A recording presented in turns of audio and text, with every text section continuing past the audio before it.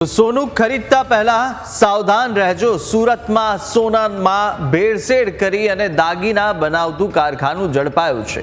સરથાણા વિસ્તારમાં આ કારખાનું ઝડપાયું અને 23% ગોલ્ડ નાખીને હોલમાર્કનો સિક્કો મારી વેચાણ કરતા હતા।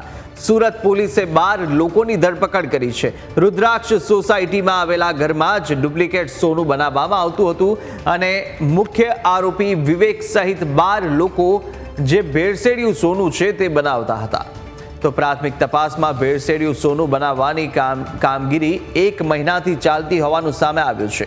જો કે યોગી ચોકમાં આવેલા શિવ મંદિર જ્વેલર્સમાં આરોપી જ્યારે ભેળસેળિયું સોનું આપવા ગયો ત્યારે જ્વેલર્સને ખ્યાલ આવી ગયો અને પોલીસને જાણકારી આપી આરોપી હરીશ ખટાણા અને વિમલ નામના બંને આરોપીઓ ડુપ્લિકેટ સોનું આપી ફરાર થઈ ગયા હતા।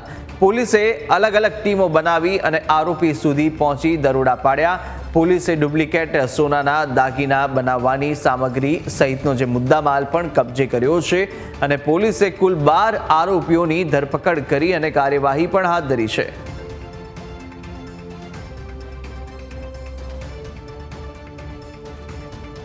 एसोसिएशन ने एक फरियाद किया था हमसे मिलके कि सूरत में ऐसे काफ़ी केसेस हो रहे हैं जिसमें जो सोनी हैं, जो ज्वेलर्स हैं, उनके पास डुप्लीकेट चेन लेके जाते हैं जो खरीदने वाले हैं और उसको बेच के और ओरिजिनल चेन लेके आ जाते हैं। मेहरबान सीपी सर और सेक्टर 1 सर की सूचना से हमने इसमें एक डिटेल्ड इन्वेस्टिगेशन लॉन्च किया।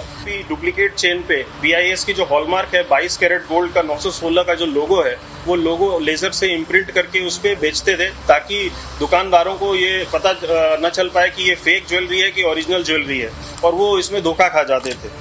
इसमें टोटल हमने 12 आरोपी अभी तक गिरफ्तार किए हैं।